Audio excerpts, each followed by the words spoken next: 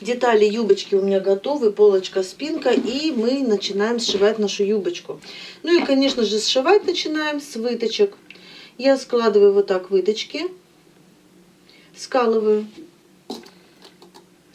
и сшиваю. Ну и, как обычно, у меня длина стежка будет 2,5 миллиметра.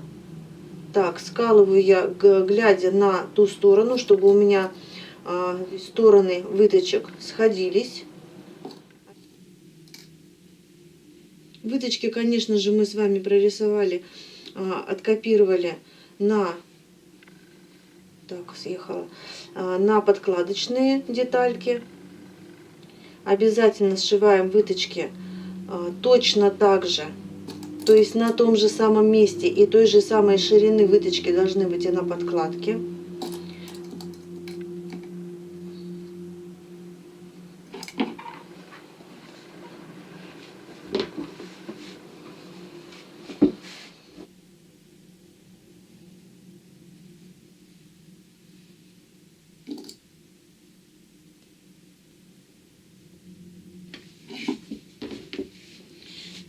Итак, я сколола все выточки на основных деталях юбочки и, конечно же, на подкладочных деталях юбочки. Еще что я не сказала.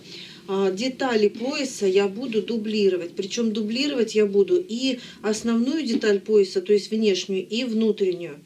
Таким образом, у меня пояс будет намного плотнее и не будет растягиваться. Я уже говорила, что моя ткань имеет небольшую по ширине, по длине, то есть это я пояс выкраивала по длине, небольшую, но все-таки имеет растяжение, да? Поэтому мне это не нужно. Мне нужно, чтобы пояс был стабильный. Поэтому я дублирую и одну деталь, и вторую деталь пояса. Ну и, конечно же, сшиваю выточки. Как я уже сказала, длина стежка у меня будет 2,5 миллиметра. Делаю закрепку здесь и здесь, то есть в начале и в конце выточки обязательно делаю закрепку. И сшиваю все выточки.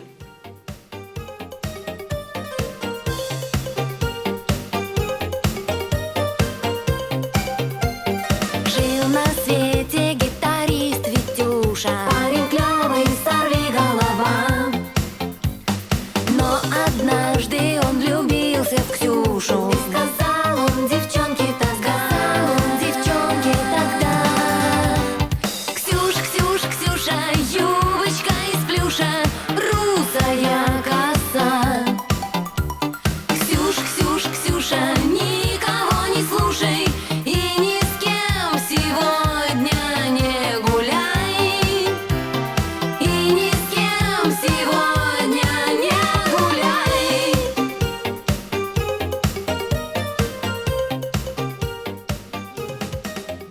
Итак, я продублировала детали пояса. Пока откладываю, расскажу еще, что сделала.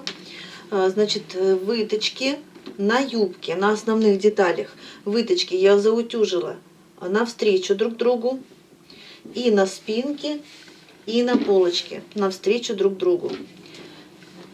И чтобы не было наложения утолщения, выточки на подкладке я заутюжила в противоположные стороны. Также и на спинке, и на полочке. Теперь мне нужно обработать все боковые срезы юбки и подкладки. Итак, я обработала все боковые срезы на основных деталях и, конечно же, на подкладке. И еще я поставила булавочки, как меточки, в том месте, где у меня будет проходить молния. То есть я сейчас вот так складываю изнанка к изнанке спинку и полочку и прикладываю к себе, как буду носить юбочку. Да? То есть вот она моя полочка, и я к переду прикладываю свою юбочку. И с этой стороны, то есть с левой стороны, у меня будет проходить молния. Что касается подкладки, значит, подкладку мы с вами складываем лицом к лицу. Если мы основные детали складывали изнанка к изнанке, то подкладку мы складываем лицом к лицу. И также полочкой прикладываем к переду и с левой стороны ставим меточку, что это у нас молния. То есть здесь будет пришиваться молния и здесь не зашивать.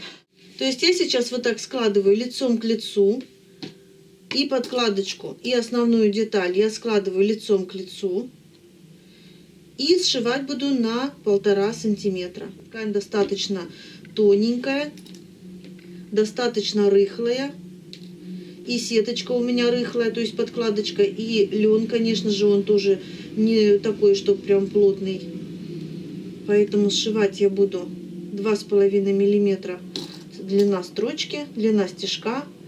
И ширина строчки, я уже повторяюсь, 1,5 сантиметра. Сколько мы с вами оставляли на строчку, столько и прокладываем.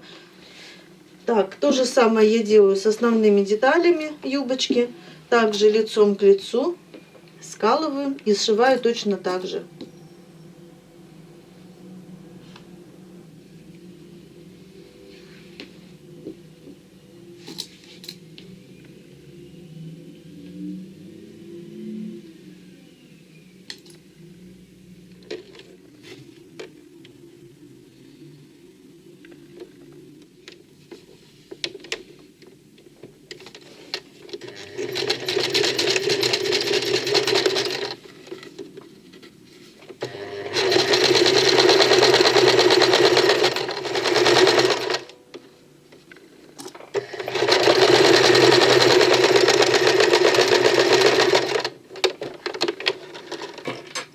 Итак, я сшила юбочку по одному боку, только по правому.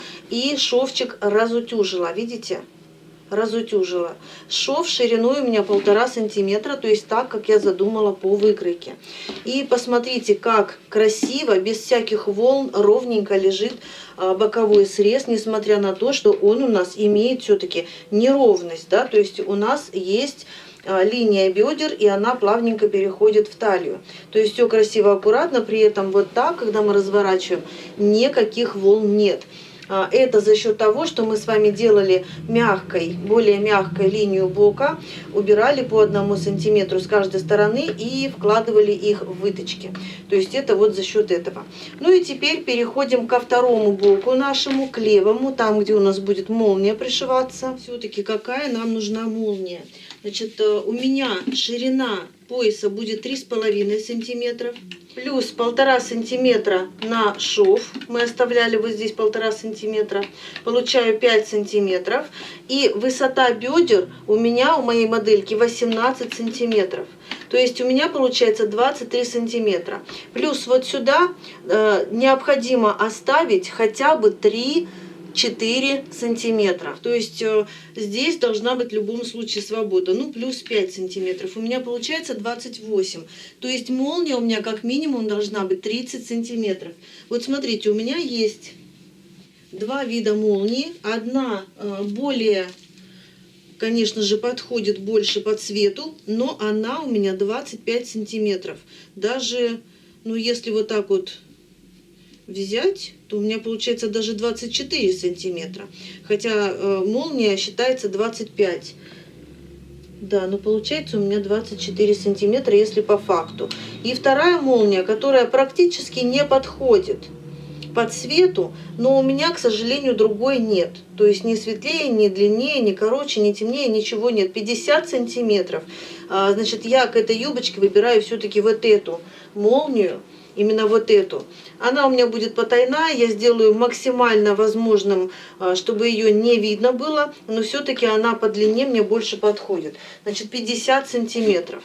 Итак, молнию я пока убираю. Мне нужно поставить метку в боковом срезе, от которой у меня будет идти шов вниз и от которой вверх у меня будет идти молния. То есть, смотрите, 1,5 сантиметра это у меня будет припуск на шов. То есть мы здесь оставляли 1,5 сантиметра припуск на шов. 18 сантиметров у моей модельки обхват бедер. Но чтобы не было прям впритык, мне нужно еще от этой точки, от 18 сантиметров, ну хотя бы 2-3 сантиметра опуститься ниже. Я возьму на 3 сантиметра ниже. То есть вот она у меня будет, сама меточка. Я надеюсь, что понятно все объяснила, понятно рассказала. Если непонятно, обязательно задавайте вопросы. Значит, теперь уже от этой меточки мы вот так поперек вкалываем булавочку. И от этой меточки вниз мы строчим точно так же, как и по правому боку.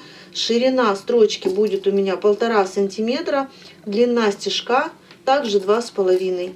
Делаем закрепку обязательно здесь и закрепку по низу. Точно так же разутюживаем.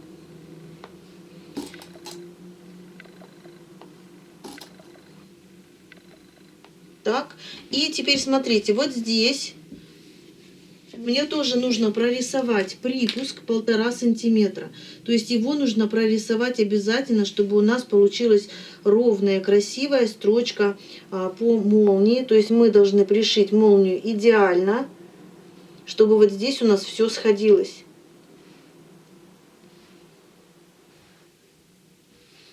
Так. Я уже не буду прорисовывать, у меня ручка уже опять заканчивается. Так, можно, кстати, тоже сколоть булавочками вот здесь. И можно прометать. Мы приметываем вот это место, но не зашиваем. Место для молнии. И когда мы сошьем вот эту часть, мы будем разутюживать вместе вот с этим верхом. Это нам будет необходимо, чтобы нам ровненько пришить нашу молнию. Все сшиваю от метки вниз. То же самое мы делаем и с подкладочной юбочкой. Я, кстати, просто вот так приложила боковушку юбочки к подкладочке и отметочку перенесла на другую сторону. Что забыла сказать, к сожалению, да, бывает у меня такое. Значит, прежде чем сшивать второй бок, я сейчас убираю пару булавочек снизу, я обрабатываю низ на оверлоке. Так будет удобнее сшивать и красивее смотреться. То есть я сейчас обрабатываю низ, просто обрабатываю на оверлоке, заглаживаю и после этого уже буду сшивать боковой срез. То же самое я делаю и на подкладочке. То есть я сейчас убираю нижние пару булавочек. Вот так раскрываю, обрабатываю нижний срез, то есть подол на оверлоке, и уже закрываю, то есть сшиваю боковой срез. Итак, я обработала подол юбочки, обработала на оверлоке и просто загладила. Сшила до отметки своей, сшила второй бок, то есть левый бок юбочки. Заутюжила, то есть получается разутюжила. И вот эти места, где у нас будет пришиваться молния, тоже заутюжила. То есть мне это будет необходимо. Можно, кстати, если у вас юбочка, то есть ткань не заутюживается, можно вот здесь проложить наметочную строчку с этой стороны и с этой стороны. Просто чтобы было видно, где мы будем пришивать молнию. То есть подготовили полностью юбочку, точно так же подготовили подкладочную юбочку. И теперь нам нужно пока только приколоть наш поясок. Я беру свой пояс, полосочку пояса, и на лицевую сторону, то есть к лицевой стороне, я буду вот так край к краю, срез к срезу прикалывать пояс к юбочке. Если у вас ткань эластичная, как у меня, то нужно следить за тем, чтобы она у нас не растягивалась. Пояс у меня продублирован, поэтому он не будет растягиваться, а сама юбочка по талии хорошо тянется. Нам нужно избежать этого растяжения. Ну и к тому же там, где у нас передняя, там, где у нас полочка, талия по полочке, она у нас выкроена немножко по косой, поэтому тоже может давать растяжение. То есть будьте внимательны. И сначала мы просто прикалываем пояс к юбке. Еще раз измеряем линию талии уже с поясом. У меня она дополнительно длинная, то есть пояс, полосочка для пояса длинная, я буду ее обрезать. Я уже примеряла, видите, у меня уже здесь меточка стоит, где мне нужно ее закончить. За кадром примерила, приколола, еще раз все измерила. У меня должно быть обхват талии плюс 2-3 сантиметра на свободу и плюс по 1,5 сантиметра с каждой стороны на молнию.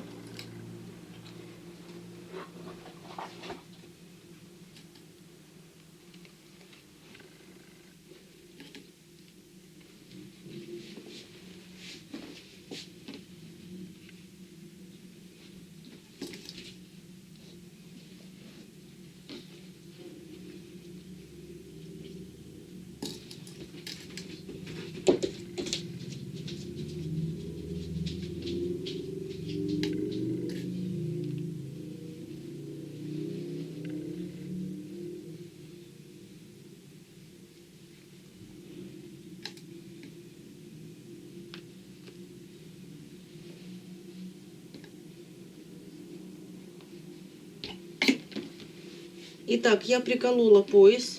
Как раз вот у меня меточка, где меточка стоит, вот это лишнее я буду отрезать. Но прежде чем отрезать, вот так расправляем.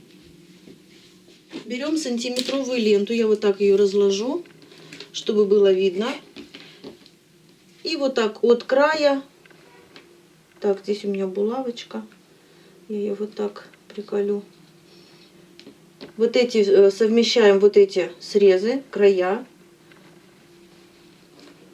И измеряем, не растягивая, измеряем.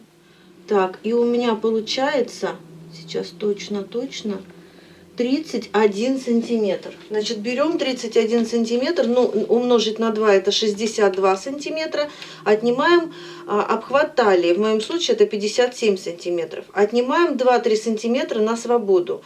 Ну, допустим, это будет 2 сантиметра. И остается 3, как раз по 1,5 сантиметра вот здесь на пришивание молнии. То есть все идеально.